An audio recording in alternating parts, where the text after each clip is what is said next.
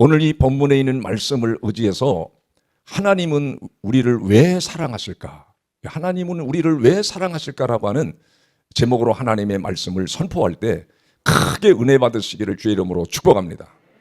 하나님이 왜 우리를 왜 사랑할까라는 것을 사람들은 대부분 생각하지를 않아요. 그냥 강물이 흘러가는 것처럼 그냥 흘려보내고 새로운 것을 자꾸 받아들이려고 해요.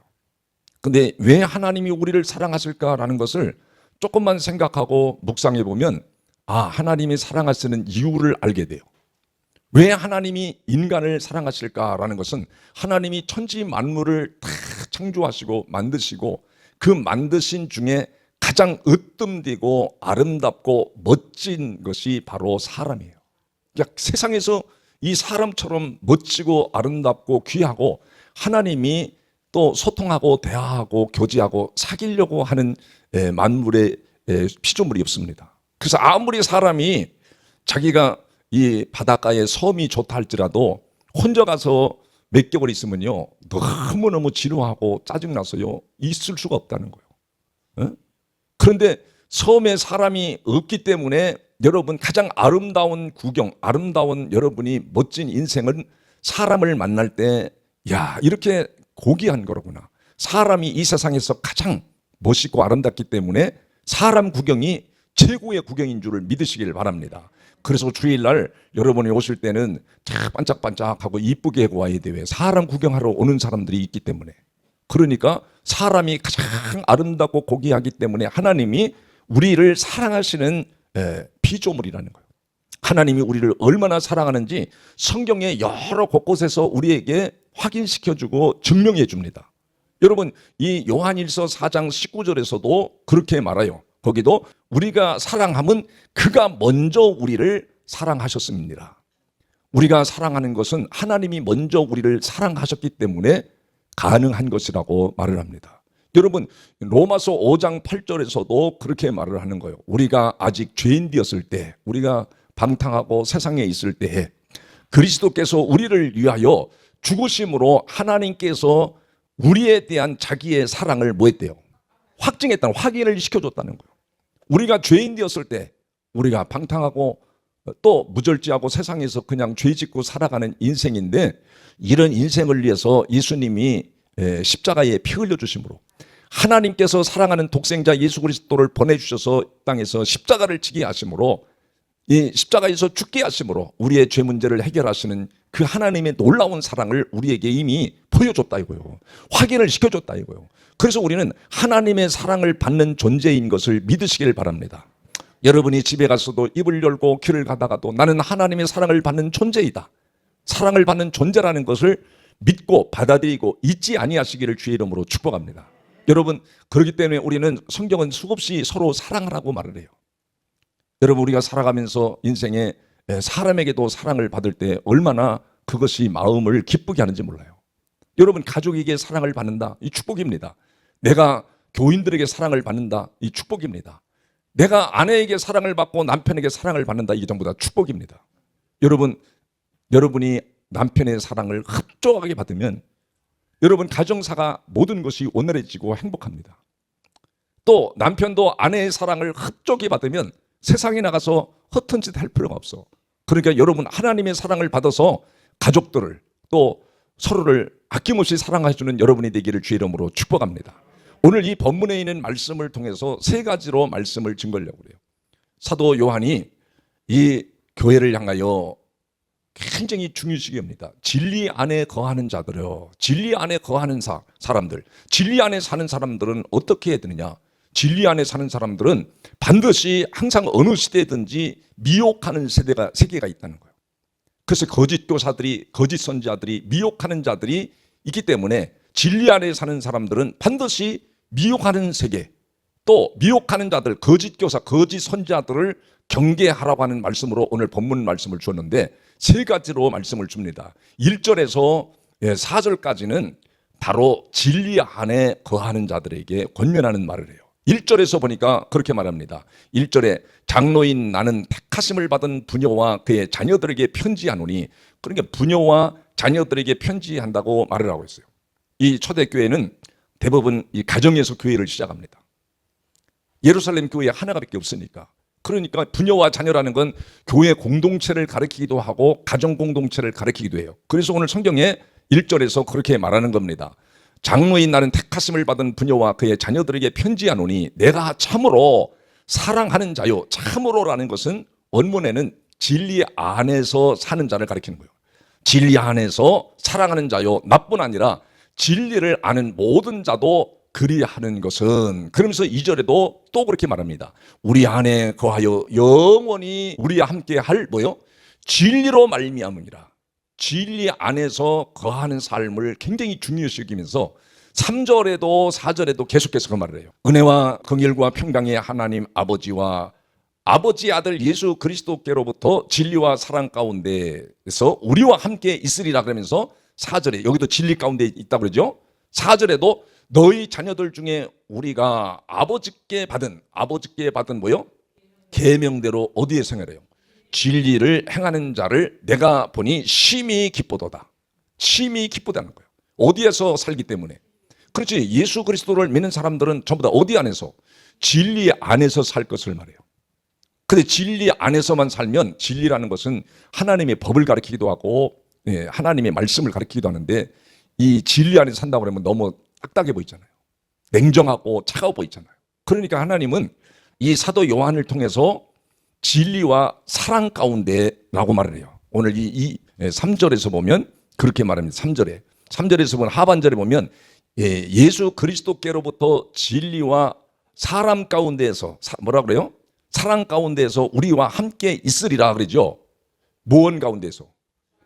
진리와 사랑 가운데서. 진리와 어디 가운데서?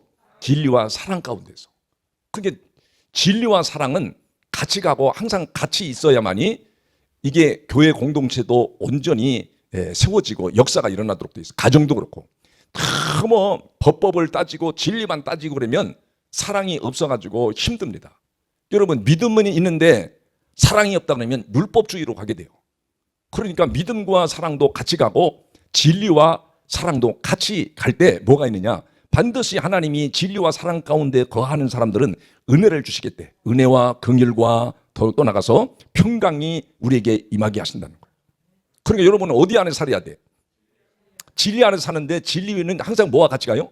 사랑. 여러분의 마음속에 사랑이 있어야 돼요. 하나님의 사랑을 받은 자는 또 다른 사람을 사랑해야 돼요.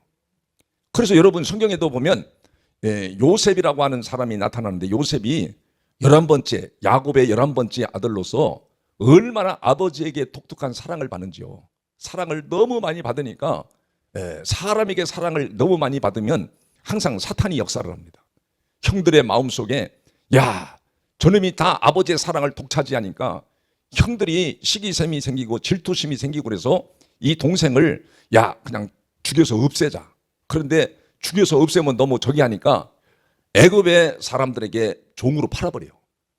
아버지의 사랑을 받으면, 너무 많은 사랑을 인간에게 받으면 누가 역사한다고요?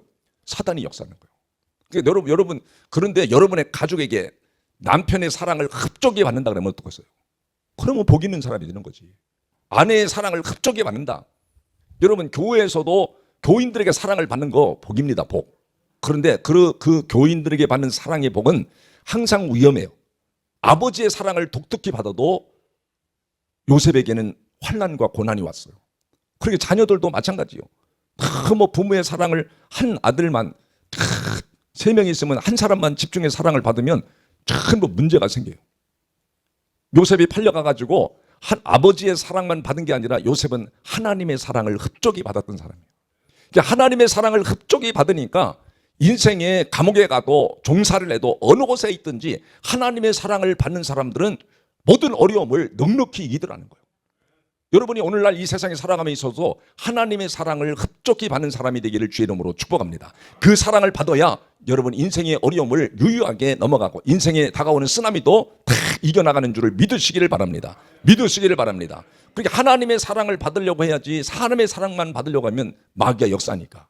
사람의 사랑은, 하나님의 사랑을 받을 때 내가 교회 공동체를 사랑하고 내 가족을 사랑할 때 그 가정은 행복한 가정이 되는 줄을 믿으시기를 바랍니다. 그래서 성경은 그렇게 말하는 거예요. 진리와 사랑 가운데서 우리와 함께 있으리라. 진리와 사랑 가운데서 주님이 우리와 함께 하실 뿐 아니라 반드시 하나님이 은혜와 긍휼과 평강의 복을 우리에게 주신다고 말씀하시면서 두 번째로는 뭘 강조하냐면 4절부터 6절까지는 계명을 지키라고 그래요. 계명을. 4절에 보니까 너희 자녀들 중에 우리가 아버지께 받은 계명대로 진리를 행하는 자를 내가 보니 뭐라고 그래요? 심히 기쁘도다. 누구에게 받았다고 그래요? 아버지께 받았다. 아버지께. 계명을 누구한테 받았대요? 그러니까 이 계명을 아버지께 받았는데 아버지께 받았기 때문에 10계명 중에 1계명부터 5계명까지는 하나님 아버지 앞에 잘하라는 거예요. 그러니까 5계명에 내 부모를 공경하라는 것은 육신의 부모를 공경하라는 말이 아니고 아버지 하나님, 하나님 아버지라는 말과 아버지 하나님과 같은 말인데 율법주의자들이라든가 이런 잘못된 또 신학자들은 야, 하나님 아버지가 또 있냐? 아버지 하나님이지. 그래서 이 말 갖고도 말싸움을 많이 합니다. 근데 아버지 하나님께서 계명을 줬다는 건 계명을 왜 아버지가 줬냐? 하나님을 사랑하라고 준 거예요. 그러면 하나님이 반드시 내가 3대까지 아니 1000대까지도 은혜를 주시고 긍휼을 주시고 평강을 주시겠다고 말씀하시는 거예요. 그리고 6계명부터 10계명까지는 내 이웃을 사랑하라고 하는 것은 그걸 문자적으로 성경을 볼 때는 그렇게 봤어요. 우리도. 그런데 6계명부터 10계명까지는 바로 무엇을 가리키느냐? 그거는 다음 주에 이제 구체적으로 말씀을 알려줄 거예요. 그런데 이것은 이웃, 우리가 살아가는 이웃을 사랑하라는 말이 아니고 예수 그리스도를 사랑하는 말이에요. 예수님이 귀신 들린 자를 물리쳐주고 있을 때 육신의 형제들이 예수님을 데리러 온 거예요. 데리러 왔을 때 예수님 형제들이 예수님을 데리러 왔나이다. 저 밖에 기다리고 있습니다. 그랬더니 예수님이 뭐라고 말씀하시냐면 누구든지 하늘에 계신 내 아버지의 뜻대로 하는 자가 뭐라고 그래요? 뭐라고 그래요? 내 형제요 자매요 어머니니라 하시더라. 아니 지금 예수님 지금 밖에서 예수님의 형제들이 예수님 지금 데리러 왔습니다.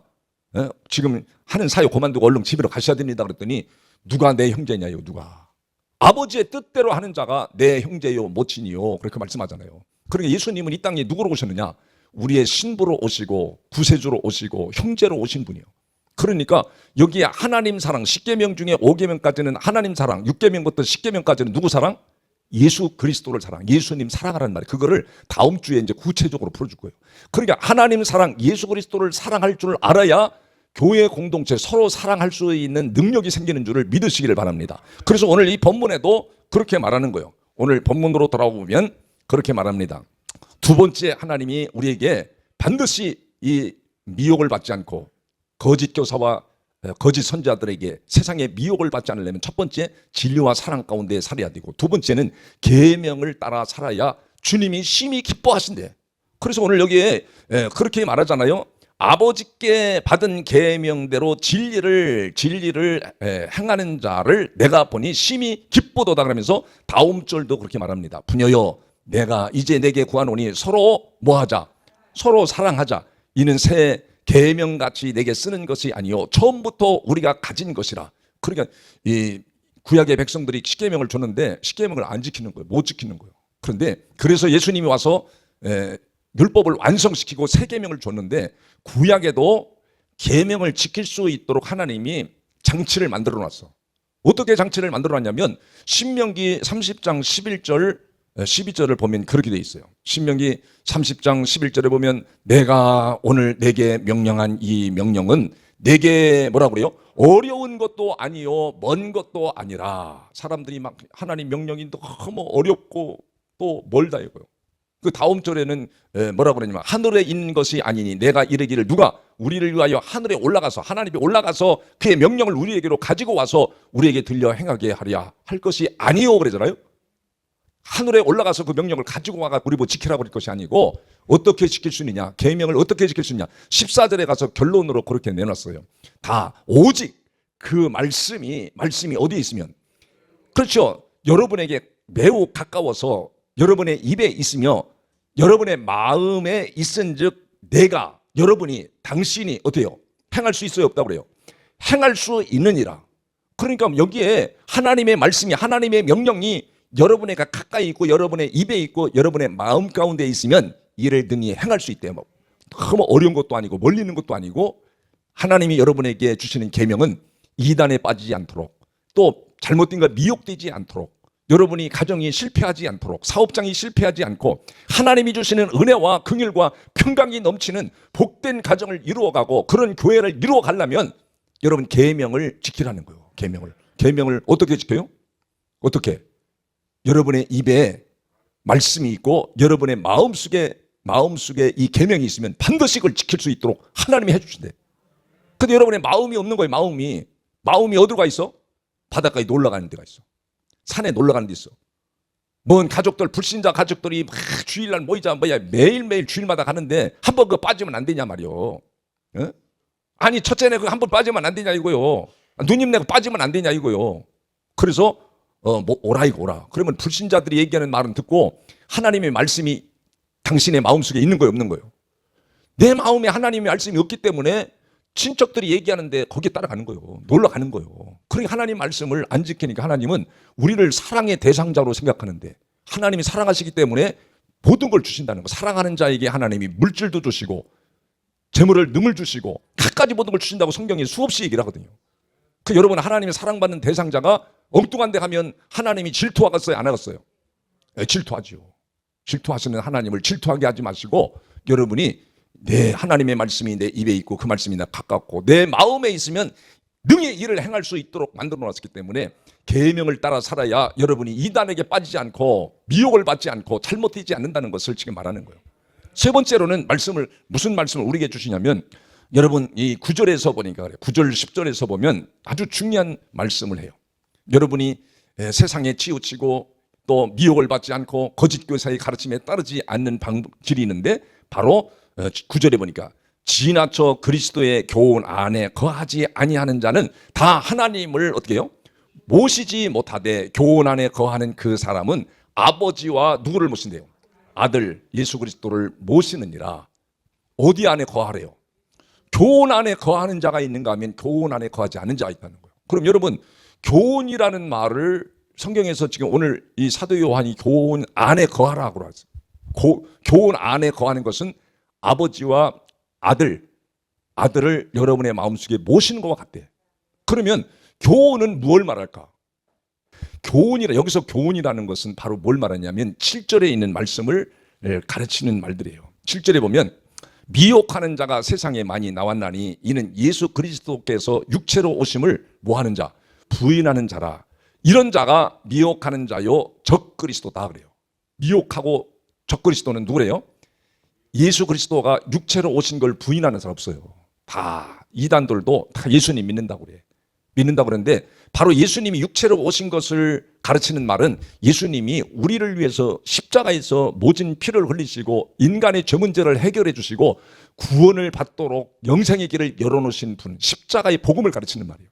그래서 예수님이 십자가에서 피 흘려 죽으시면서 아버지의 뜻을 이루어 놓으신 것을 교훈이라고 그래요. 그러니까 누구든지 이 교훈 안에 거하는 자는 바로 하나님과 예수 그리스도를 내 안에 모신 자고 바로 이 교훈을 거부하죠. 이 교훈을 그냥 지나쳐 흘려버리는 사람들에게는 바로 반드시 이단에 빠지고 아니면 거짓 교사들에게 빠지고 잘못된 진리의 가르침을 받고 따라간다는 거예요. 진리가 아닌 것을 따라가는 거죠. 여러분 그러니까 나라도 법이 탄탄하게 기초가 되어 있어야 경제도 살아나고 모든 국민이 살기가 좋은데 법을 다 뭉겨버리면 살기가 얼마나 급박한지요. 근데 이거를 모르는 거예요. 사람들이. 교인들이라도 알아야 되는데 얼마나 법을 막 그냥 무대포로 법을 만들어가지고 막 그냥 진행을 해버리고 이런 것 때문에 우리 모두가 국민들이 다 시달리는 거예요. 그걸 알려주면 목사님이 먼저 기도하고 알려주시니까 야 우리가 정신을 바짝 차려서 야 진리 안에 거하는 사람들이 교인들만 진리 안에 탁 뭉쳐서 진리 안에 있으면 거기서 사랑이 흘러나오고 사랑이 흘러나올 뿐 아니라 교훈에 붙들리고 계명을 따라 살면 하나님 다 회복해버립니다. 그런 사람이 없는 거예요. 너도 나도 다 불법을 행하고 악한 길로 가고 그냥 돈만 벌면 된다 이런 생각하는 사람들이 얼마나 많았어요. 거리뛰기 해제하니까 여러분 좋아요. 거리뛰기 계속 제재해가지고 교회도 10% 예배드리라 20% 예배드리라 교회들이 얼마나 어려워졌어요. 여러분 그래서 교회도 못 나오고 지금까지도 안 나온 사람 있잖아요.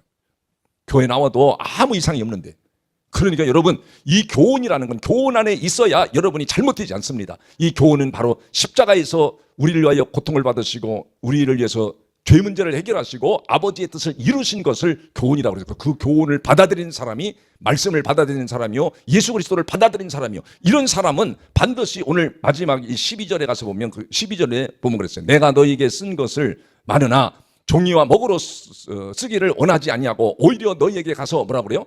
대면하여 말하려 하니 이는 너희 뭐래요? 기쁨을 충만하게 하려 함이니라.